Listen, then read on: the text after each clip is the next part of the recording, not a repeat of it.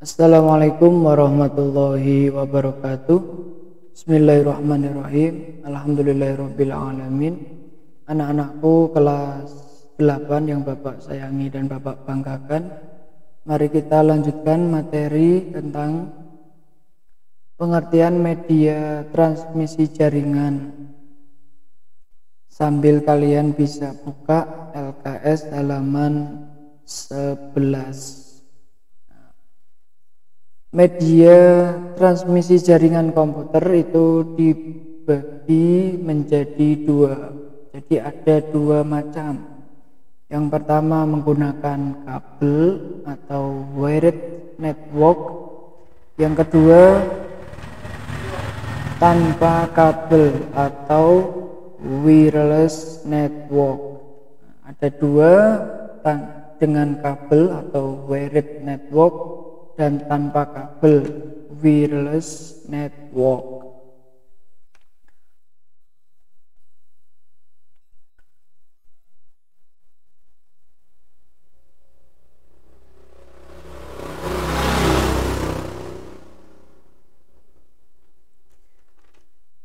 Di sini contoh media transmisi yang menggunakan kabel adalah satu, ada twisted pair cable, adalah serangkaian kabel tembaga yang dililitkan satu sama lain dan membentuk spiral dan disatukan dalam satu serat pelindung. Ini adalah media yang paling sering kita jumpai. Twisted pair dibedakan menjadi dua jenis. Yang pertama, unshielded twist pair atau UTP. UTP atau yang biasa kita sebut dengan kabel LAN. Nah, ini bentuknya seperti ini. Jadi ini ada kabel, di dalamnya juga ada kabel. Ini jumlahnya ada 8. Putih oranye, putih, hijau, coklat putih, coklat, biru putih, biru. Nah, jadi ini yang paling sering biasa dipakai oleh orang dalam menyambung jaringan. Nah, ini kabel UTP ini memerlukan konektor RJ45 atau RJ11 untuk menyambungkan jaringannya. Kelebihan dari kabel ini adalah murah, mudah dipasang, dan kecepatan relatif tinggi. Nah, jadi kecepatan transfernya lebih cepat. Kekurangannya rentan terhadap gangguan, bandwidth masih rendah dibanding STP, digunakan untuk jarak dekat. Nah, jadi jaraknya paling sekitar 100 meter itu sudah pol mentok. Jadi tidak bisa sampai kilometer. Yang kedua, yang termasuk dari kabel twisted pair cable adalah kabel STP. Nah, ini kabel STP adalah transmisi yang hampir sama seperti UTP, tapi memiliki serat pelindung. Nah, ini serat pelindungnya. Kalau yang UTP tadi nggak ada, ini yang STP ada kabel serat pelindungnya. Berguna untuk memblokir gangguan eksternal. STP sering digunakan untuk mentransferkan data dengan rate tinggi. Jadi ini transfer datanya lebih tinggi.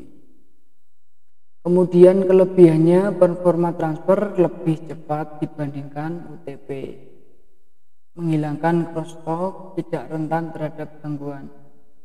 Kekurangannya relatif sulit untuk diinstal dan diproduksi, lebih mahal, lebih tebal dan kaku. Jadi kabelnya lebih kaku. Nah, kemudian selanjutnya ada kabel koaksial. Nah, kabel koaksial ini seperti kabel antena televisi. Nah, ini memiliki pembungkus dengan metal yang lentur, memiliki dua konduktor paralel. Kelebihannya bandwidth tinggi, kemungkinan noise lebih kecil, mudah untuk diaplikasikan dan murah. Kekurangannya sedikit saja kerusakan pada kabel dapat merusak seluruh jaringan. Nah, kemudian yang ketiga ada kabel fiber optik.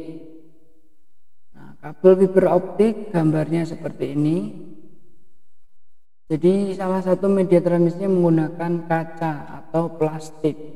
Jadi dia kabelnya bukan tembaga atau aluminium tapi kaca atau plastik sebagai pengantar. Jadi ini sangat tipis sekali. Sinyal ini dikirimkan dalam bentuk cahaya. Jadi sangat cepat. Kecepatannya sangat tinggi. Kabel fiber optik ya yang biasanya dipakai oleh IndiHome. Kabel itu yang paling cepat. Kelebihannya kapasitas bandwidth bisa sangat besar. Kalau kita langganan IndiHome kan bisa sampai 100 Mbps. Nah itu dia bisa lebih ringan, kemungkinan autentikasi sangat kecil, memiliki ketahanan terhadap intervensi elektromagnetik, resisten terhadap material yang korosif. Kekurangannya sulit untuk dipasang dan biaya perawatannya tinggi, mudah rusak, hanya dapat dikomunikasikan dua arah, dan bila ingin dua arah maka kita perlu dua fiber optik. Jadi hanya satu arah saja. Kalau pengen dua arah maka butuh dua fiber optik. Nah, itu adalah kabel yang media transmisi menggunakan kabel. Sekarang yang menggunakan tanpa kabel. Tanpa kabelnya yang pertama ada gelombang radio. Nah, seperti ini.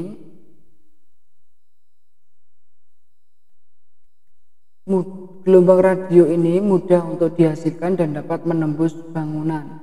Antena pengirim dan penerima tidak perlu disejajarkan atau diarahkan. Frekuensinya 3 kHz atau sampai 1 GHz. Ini misalnya dapat dilihat di radio AM, FM, telepon seluler. Kalian kan pernah mendengar istilah 1G, 2G, 3G, 4G, maka itulah yang dinamakan bentuk gelombang radio. Kelebihannya dapat mengirim sinyal di posisi sembarang, tidak harus searah tujuan. Memiliki cakupan yang cukup luas, biaya pemasangan tidak terlalu mahal dibandingkan yang lain. Kekurangannya adalah sering mengalami gangguan sinyal. Itu adalah jenis kabel, jenis gelombang radio. Yang kedua, gelombang mikro atau microwave. Untuk menggunakan gelombang mikro kita harus mensejajarkan antena penerima dan pengirim. Jadi dua antena ini harus sejajar. Kelebihannya bandwidth tergolong besar. Setiap tower tidak perlu lahan yang luas, instalasi mudah, kemampuan hantar tinggi. Kekurangannya rentan terhadap gangguan, jarak jangkauan tidak terlalu luas, biaya perawatan mahal. Ini harus mensejajarkan antena. Kemudian selanjutnya ada inframerah. Nah, ini jaringan inframerah. Di HP kalian kan biasa sudah ada infrared. Nah, seperti itu. Remote juga sekarang sudah inframerah. Kemudian teknologi jaringan yang selanjutnya adalah satelit. Satelit ini menggunakan satelit sebagai media penyebaran data. Data akan dikirimkan dari stasiun di bumi ke satelit yang mengorbit pada ketinggian 36.000 km di atas bumi. Jadi posisinya di atas bumi. Ini kelebihannya area jangkauan sangat luas, kecepatan akses tinggi dan bandwidth yang lebih besar. Kekurangan satelit harganya lebih mahal. Nah, itu. Kayak gitu tentang media transmisi jaringan komputer. Kita lanjutkan pada LKS halaman 13. Jika ada pertanyaan kalian bisa japri atau tulis di kolom komentar. Sekarang kita bahas tentang perangkat keras jaringan. Bismillahirrahmanirrahim. Nah, di sini kita ketika pengen connect ke jaringan, terhubung ke jaringan atau internet, maka kita butuh perangkatnya. Yang pertama ada komputer server. Nah, komputer server adalah sistem komputer yang berjalan terus-menerus di jaringan dengan tugas untuk melayani komputer lain. Di komputer server ini harus nyala terus 24 jam dan setiap hari karena dia berfungsi sebagai melayani komputer klien. Kemudian yang kedua ada komputer klien. Adalah komputer yang digunakan untuk pengolahan data yang diambil dari komputer server. Jadi komputer klien ini menerima pelayanan dari komputer server. Yang ketiga ada LAN card. LAN card adalah kartu jaringan yang berupa papan elektronik yang akan dipasang pada setiap komputer yang terhubung pada jaringan baik server maupun klien. Dengan adanya LAN card ini akan disambung oleh kabel LAN tadi antara komputer klien dan server, akan terjadi jaringan. Kemudian yang keempat ada hub. Hub adalah perangkat yang memiliki banyak port LAN. Nah, ini 1, 2, 3, 4, 5, 6, 7, 8. Berfungsi untuk menghubungkan komputer server ke beberapa komputer klien. Jadi kalau kita punya hub, kita bisa menghubungkan komputer satu dengan komputer yang lain. Lebih banyak klien, servernya satu tapi kliennya banyak. Kemudian kabel dan konektor. Nah, ini kabel LAN tadi ini RJ45. Jadi butuh kabel dan RJ45 untuk mengkoneksikan tadi. Kemudian kita juga butuh lagi namanya repeater. Repeater merupakan alat sederhana yang berfungsi untuk memperbaiki dan memperkuat sinyal yang melewatinya. Ketika sudah berbeda ruangan, maka kita butuh repeater untuk memperkuat sinyal. Kemudian ada brick. Brick adalah jembatan. Sesuai namanya berfungsi untuk menghubungkan beberapa jaringan yang terpisah. Ini gambarnya. Kemudian kita butuh juga namanya router. Router ini adalah penyaring atau filter lalu lintas data. Penyaringan menggunakan protokol tertentu. Nah, seperti ini namanya router.